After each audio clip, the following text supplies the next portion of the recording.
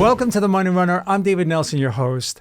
We're going to try something a little different today. I was talking with my producer, Chris Patty, and we decided let's try to be a little bit more freeform, a little bit more of a conversation, a little bit less scripted, no teleprompter.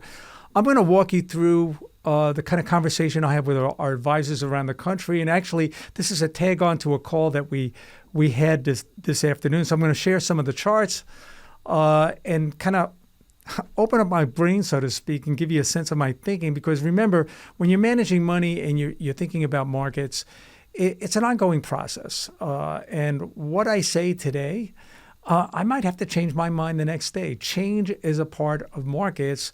And certainly in the last couple of weeks, there's been a lot of change. So I'm going to walk you through the thinking. So let's look at some of these things. This first picture, it's not a chart, obviously. I put it up because it asks a question. And if you recognize what this gentleman is saying, then it dates yourself. I certainly do. This is from a movie back from my day called Marathon Man. Dustin Hoffman was the star. He's actually the one sitting in the dentist chair. You can't see him. I can't remember the name of the actor in this scene, but he was a pretty menacing character. And he's obviously going to inflict a lot of pain on Dustin Hoffman here. And he's asking, is it safe?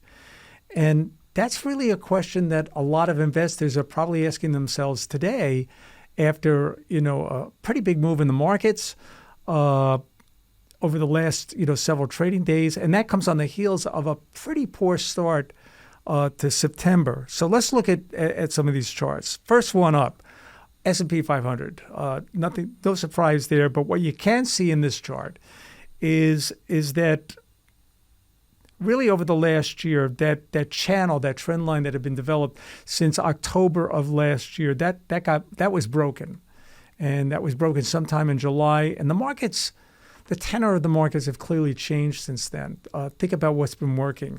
Utilities, consumer staples, dividend stocks, very defensive positioning. And tech has largely been a laggard. And really until this week. There have been some rallies here and there. By and large, this has been driven by a defensive side of the market. You can also see in there, when I drill down even closer, you can see that we're getting very close to that trend line, trying to break back into that. But it's this next chart that really tells the story for this week. What you're looking at there is S&P futures for the last 3 days. And in the middle of that page is Wednesday, September 11th. And, of course, that was the anniversary of 9/11. But on that day, we had a CPI report. And you can see right after the open there, I'll point it out in a second, right after the open there, stocks were for sale. And by late morning, the market was down about 1.7% from those intraday highs. And then something interesting started to happen. Slowly but surely, one by one, stocks started to turn green. And the volume started to pick up, and it was a methodical rise higher throughout the course of the day. And by the close of the day, by the close of trading Wednesday, stocks had climbed almost 3% from those lows on pretty high volume. And I think a lot of investors were taken back by that. Let me go to this next. You know what? I'm going to stop here for a second because I'm doing this. I'm doing this live, and I'm sitting in the office, and some news coming over the tape. And one of the things I'm seeing here is Oracle is now trading up close to 6% in the aftermarket. And that's on the heels of a pretty strong week for Oracle. Very strong earnings day. I guess 2 nights ago, and they had a good follow through on Wednesday, but this will probably drive trading up for tomorrow. But Oracle up in the aftermarket on their analyst day, actually raising revenue guidance after they reported earnings just 2 days earlier. Pretty telling. But anyway, let me get back to what I was talking about. I want to go back to what the market did on Wednesday, and here's where it gets interesting. This is just a snapshot of some tech stocks on my screen here. And what I've circled there and what's blown up, those are percentages, but percentage is not a price, but a volume. What you're looking at there, when you see a number like 100, what that means is that particular stock, the volume for that stock was 100% over the average volume of the last 20 days. And it wasn't just one or two stocks. It was dozens of stocks. And that tells me that institutional money was going into the market, at least for yesterday. And then today, more carry through. The market started off fairly quiet for most of the morning, but slowly but surely, markets headed higher, stocks headed higher, but on increasing volume. And the numbers were quite compelling. Some stocks up 150% above their normal volume. That's institutional capital, like I said, going in. One of the big drivers of the tape this week is, of course, the CPI up on your screen right now. And what I like about this chart is that sideways movement, which had frustrated me for really the last couple of months, feeling that the Fed's work had largely not been able to, push inflation down further. Well, clearly, that trend is broken, and the CPI is now broken below trend. I find that actually really a compelling piece of information. Next chart as well, 2-year yields. We finally cracked that support level in 2-year yields that were set during that mini bank crisis that we had in March of 2023.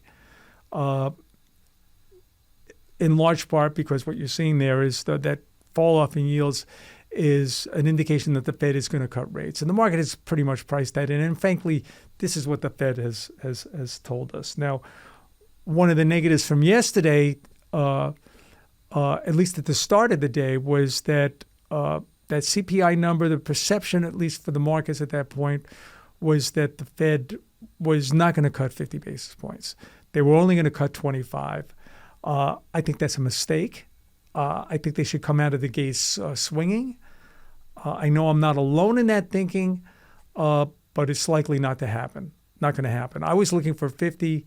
I would love to see 75. That would not happen, but now it's just going to be 25. And it's the nature of the beast. It's the nature of this Federal Reserve. They're very incremental, and they want to be very cautious in what they're doing. Let's look at another Fed policy chart. And what you're looking at here is Fed fund futures. And what you're seeing here is at the bottom of that page, the terminal rate, 2.75%. That terminal rate, we're going to get to that terminal rate with Fed funds down there. At least that's what the market is pricing in over the course of a little bit more than a year. Because what it shows here is we're going to have, or let me rephrase that. The market expects that the Fed is going to cut at every single meeting between now and January 2026. And that should get the real funds rate, the real Fed funds rate down to zero. How do we do that? All that would mean is that the Fed funds rate minus the inflation rate would be zero, because anything above that, the Fed is being restrictive. When they're below that, they're being accommodative. Right now, it's a very, very restrictive Fed, and hence the concern about a possible recession. My thoughts on that, I've brought it up in the past. I think the probability of a recession over the next year is high. In large part, I'm a student of history. And in the last half century, every time the Fed has embarked on a cutting cycle, a recession has followed sometime in the next 12 months. It didn't happen one time, 1984. And it often happens, and the reason it happens is that the Fed usually moves in an incremental fashion. They're usually too late to start hiking rates, and they usually stay there too long. Here's what concerns me. What concerns me is the following, is that I'm seeing some data out there that does not confirm some of the other data that I just showed you on your screen. This chart you're looking at right here, this is the percentage of stocks trading above their 200-day moving average. What concerns me is the following, is look what happened in August. You can see that percentage dip. That's perfectly natural because stocks went into a free fall in August when the yen carry trade started to unwind. And then, of course, when stocks recovered, so did this indicator. Again, the beginning of September, we had a free fall in stocks last week. This indicator starts to roll over. What concerns me is the last 3 days have been pretty strong and pretty powerful, and yet this indicator has continued to head lower. Now, I'll have to see what the data shows tomorrow, but that tells me that while the market is going up, there are less and less participants to that rally. So we're going to have to monitor that looking forward. Another negative this week. We're getting some negative data out of some financial institutions.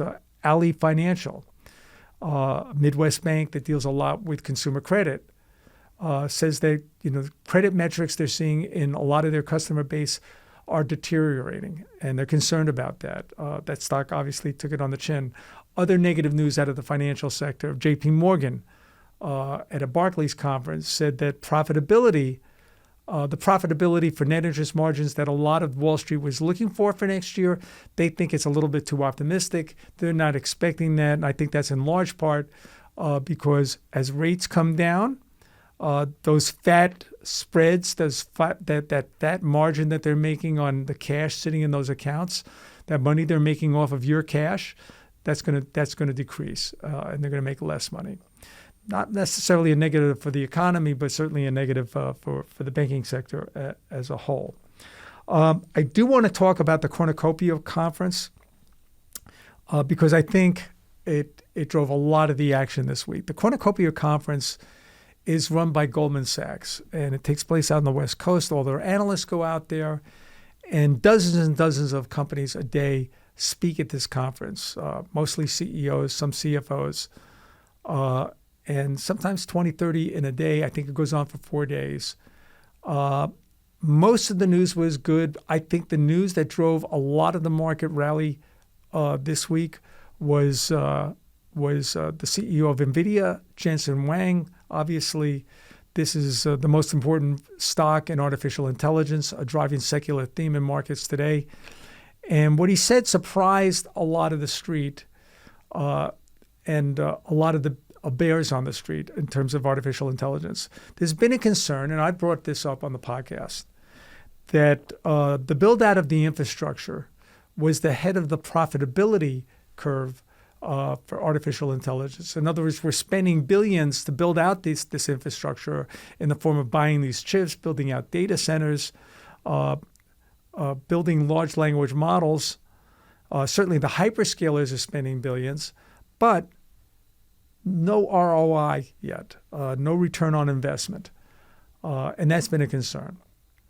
Well, what he points out, and you have to take it with a grain of salt because remember, he's talking his own book. He's touting his company, is that for every dollar invested in NVIDIA infrastructure, a hyperscaler can earn $5 in revenue.